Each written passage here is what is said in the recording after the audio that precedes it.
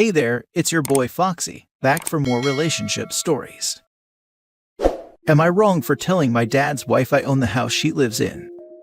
My 29 female dad married a woman named Maria a year ago after dating for 4 years. My dad wanted to buy a larger house for them to live in, but couldn't afford it without selling the home he lived in at the time, which is a unique property that he dearly loves. Although I now live abroad, I like the area he lives in, so my husband and I offered to buy a house there that my dad and Maria could live in. My dad agreed to this on the proviso that we not tell Maria that it wasn't him who paid for the house. This made no difference to me, so I agreed. So the house they live in is in my name, and they live there. I never planned to tell her. Recently, I went back to my home country and decided to stay with my dad for half my time there. And the whole time, Maria made it clear I was an inconvenience and that me doing things with my dad was annoying to her. But I'm not a confrontational person and I don't react too much, so I let it go. However, 2 days before I was due to leave, she came into my room and saw that I had my dad's dog on the bed. Now, this is a dog that my dad has had since before he met Maria and that I raised. Maria doesn't allow him on her bed, which is fine, but I've always had him sleep on mine. She flipped out, saying this was the final straw, that she'd had enough of me disrespecting her in her own home and that I had to leave. I tried to de-escalate the situation, saying we should just wait for my dad and sit down and talk this out, but she was adamant that I had to leave and that she had the authority to make me. After several minutes of me trying to explain to her that it was absurd of her to try and kick me out of my dad's house without talking to him, she said that what she said went, and since she married my dad, this is technically her house. I just chuckled and said, since my name is on the deed, it's technically my house. But there's no need to get technical, we should just wait for my dad. She was shocked and left the room. When my dad came back, I told him what happened, and he went to speak to her. There was a shouting match, and she didn't speak to either of us until I left 2 days later.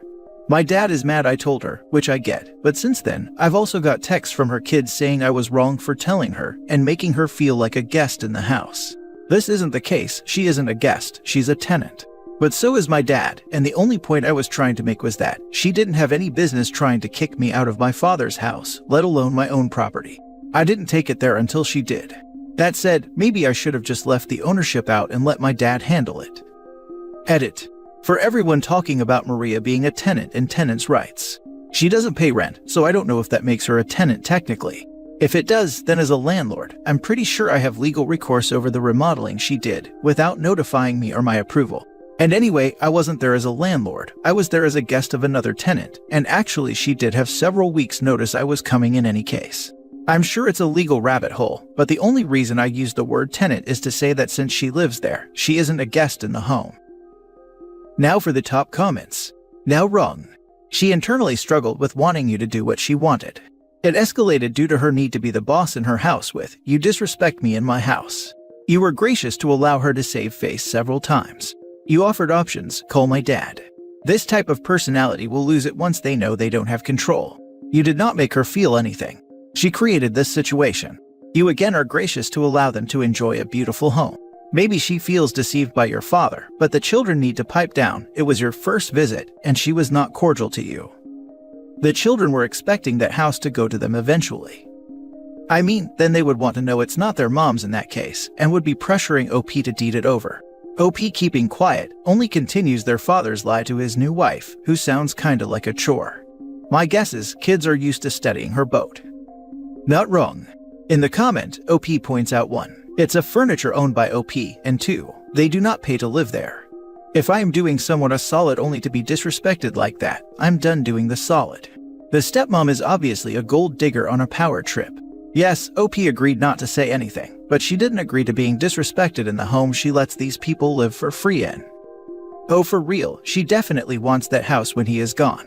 Or at least for him to leave the house to her kids. Not wrong, but good luck. Next story. Am I the idiot for returning presents my wife got for her friends' kids because they cost too much and impacted me buying what I wanted for my daughter? I work full-time, and my wife, 35 female, barely works part-time since she can't handle full-time work. Whatever she earns, she keeps for herself and her personal expenses, and I pay for all of our living expenses. I'm content with this arrangement. She does have access to my personal account in case she ever winds up needing a bit of extra money. My only stipulation is that, if it's going to be over $150, tell me about it first. In the 5 years we've been together, there have been a number of times she's helped her friend buy birthday or Christmas presents for her kids. Once or twice she's been short on what she wanted to spend and has taken from my account to cover expenses. Cool, no biggie, because she told me about it beforehand, and it was never anything too extravagant. This year, her friend is needing help again, and my wife brought up helping her out and she may need to borrow some money from me. I told her that was okay, but to not exceed $300 this year.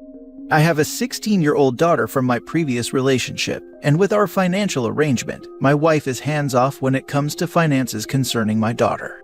Her mother and I decided to split the cost of a used car for her for Christmas. Then my wife did her shopping for her friends' kids, and when she got home, she told me she exceeded the limit by a lot, like closer to $850 spent. When my wife told me that, I told her she had to take it all back and get cheaper things, and that I gave her a limit and why. My wife insisted she couldn't take it all back, because she already told her friend what all she got, and her friend was over the moon. She felt it was unfair that less fortunate kids had to get less so my daughter could have a car, and asked that I talk about delaying the car purchase with my daughter's mother. I told her absolutely not. Said she wouldn't take them back. When she went to shower later in the day, I took her purchases and the receipts and returned them myself. I was able to get cheaper, generic versions of some of the items, but not all. My wife is unhappy about this and has been cold after calling me controlling and unwilling to compromise. I think I compromise plenty, but my daughter comes before one of her friend's kids. Was I wrong? Okay. To me, even paying $300 for gifts for someone else's family seems excessive. But $850? It's not your responsibility to cover for gifts for another family. Absolutely, you're in the right. I thought $300 would be sufficient to split between two teens, which would allow for 1 or 2 nice gifts for each kid. It absolutely is. I never received $425 in Christmas presents from my parents. $150 is much closer to reality. And you guys aren't even these kids' parents. Not even just $850, but $850 of OP's money, plus whatever his wife spent of her own money, and whatever the friend spent for her own kids. How much money is being spent on these kids? Honestly, with that much, I would definitely want to look at the receipts and make sure it wasn't gifts for her. I did look at the receipts, and none of it was for her. The biggest expenses were a VR set and a digital art tablet or screen type thing. Not wrong, and I would kick her off the account. She agreed and she broke the agreement that was on her. And I would further explain that my obligation to my daughter far exceeds the wife's obligation to the friend, and that her failure to understand that, and that she took extra money from the account, is why she will no longer have access to that account. I wonder if wife's friend is a secret partner. I can't imagine spending that much on a friend's kids. Do the kids even know that wife is the gift giver and not the mother or Santa? Rant, gifts from Santa always irk me. I guess it's the long game to make kids behave for some time because someone is watching them. Yes, I read the kids are teenaged. OP is not in the wrong. Next story. Am I wrong for giving my son his own hotel room, but making my daughter share with a cousin she doesn't know? Me 30 female and my husband 49 male have been married for 2 years. We have a baby that is almost a year old. I have 2 kids, Rory 12 male and Emily 12 female, of my own, while my husband has 2 sons from a previous marriage, 13 males. My kids had to share a room since they were born, but once I got married, we moved to a bigger house and they could have their own rooms. My daughter was happy about it, but my son had a really hard time adapting to this. He didn't like being alone, and he got scared a lot, crying all night and peeing himself, but he eventually adapted to the new reality and has been more stable. A sister of my husband is getting married in Hawaii, and the whole family is going there for a big destination wedding. The idea was for the kids to share rooms by sets of 2. Emily would have to stay with one of my husband's nieces. Rory would share with one of his stepbrothers, and the other one with another cousin. But that didn't work. Rory says that he doesn't want to share a room with none of his stepbrothers because they smell bad. He told me to allow him to stay with his sister, but Emily doesn't want that. The only other option was to put him with one of the other male cousins, but he warned me that if it turns out that they also smell bad, he would refuse to stay in the room once we were there and go sleep on the rainforest. Finally, I begged for my husband to pay for another room, so Rory can be alone and I wouldn't have to suffer any more of this. But now Emily is mad because she says it is unfair, that her brother will have his own room, but she has to share with a cousin she doesn't know. I think she should understand that her brother has a harder time in this kind of situations than her, and not make everything even more difficult for me. Emily is a really social and extrovert girl. She didn't complain about this issue before.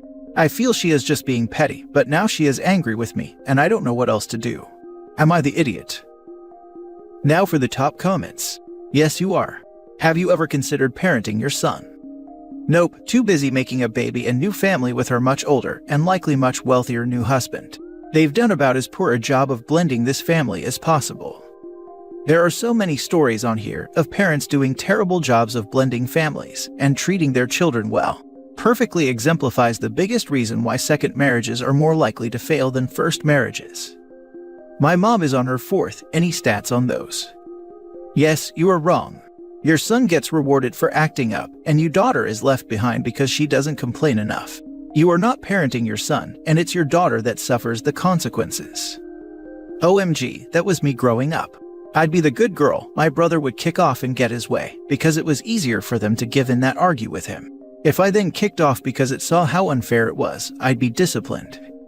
You're the idiot. They smell bad is not a flipping excuse. Let him sleep in the rainforest. Or you could try acting like a parent. This. And do they actually smell bad? Seems like a weird excuse for a preteen. If they actually do smell bad, beyond the inevitable mild teen boy funk, that would be another parenting issue. These are OP's stepsons, and if they need to have basic hygiene reinforced, that's a job for both parents. Exactly. Those boys are starting puberty, and teen boys aren't exactly known for their excellent hygiene. The parents need to make sure the boys understand when and how they should keep up their hygiene now. Last story. Am I wrong for not allowing my sister to make her kids food at my house during our Christmas party? I come from a broken home, so we have our Christmas with mom's side the first weekend of December. I 44 male hosted, usually my sister and I switch off host duties. My sister has two daughters who are incredibly picky eaters at 18 and 15 years old. My sister would come to family parties with a box of pasta and a bag of frozen chicken tenders that she will make for her daughters. I want to know if I'm in a hole for what I did here. I knew that is her drill with them, but I've always found it to be very annoying, especially when I'm trying to cook and she's taking up space making the pasta and chicken tenders. This year, I told my wife we will not be letting my sister in the kitchen this year, and the girls will have the choice of eating what I prepared or not eating at all. My sister accused me of being a cynic and getting joy from watching the girls be uncomfortable.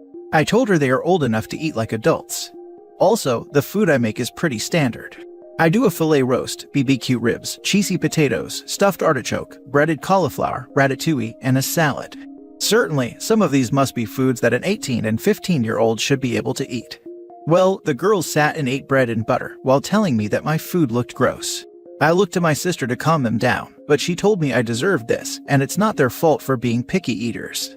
I know I could have just let my sister do her thing, but it was the principle of the situation. I'm not sure if I was being a petty a-hole, or if I had a legitimate reason to be upset. Edit. There are no medical conditions or food allergies. I made it clear to my sister in advance that I would not be allowing this. She decided not to listen. I did not anticipate this blow up, but I am willing to compromise. If the girls really won't try new things, my sister can make their food at home and bring it. No. You told your sister ahead of time that you would not allow her to use your kitchen. If she was that concerned, she could have declined your invite or fed her kids before showing up. Her kids being rude was uncalled for. That's why I think I might not be in the wrong. I made it clear to her beforehand that I wouldn't be allowing this. No, they are 18 and 15, not little kids. They can be picky, but you don't have to accommodate that. It's very annoying to have someone come into the kitchen and taking up space when you're cooking a big meal. They really had a third option as well, which is pack a freaking sandwich and eat that. Takes zero kitchen space or accommodation. Fourth option. Stuff your face before you get there. I have used this option many times over the years. This is how people turn 30 and still refuse to eat anything but pizza and chicken nuggets. No one is being forced at gunpoint to eat what you make. They can eat before or after the party if starvation is such a risk. Agreed. The girls need to get used to going places where their mommy won't make them a kiddie menu. They aren't picky eaters if they've never eaten anything besides what they could tolerate when they were 6. They're limited eaters, and that is 100% the result of their mothers coddling them. I wouldn't cater to them either. They're guests in someone's home. Unless they have allergies or sensory issues, they either accept the invitation and the menu or they don't attend. I think they're old enough to start expanding whether they like it or not. If they start trying more foods, they will figure out what they like. My sister is coddling them. I can't tell you the number of times we've been at a restaurant, and she asks the server if they could make pasta and butter.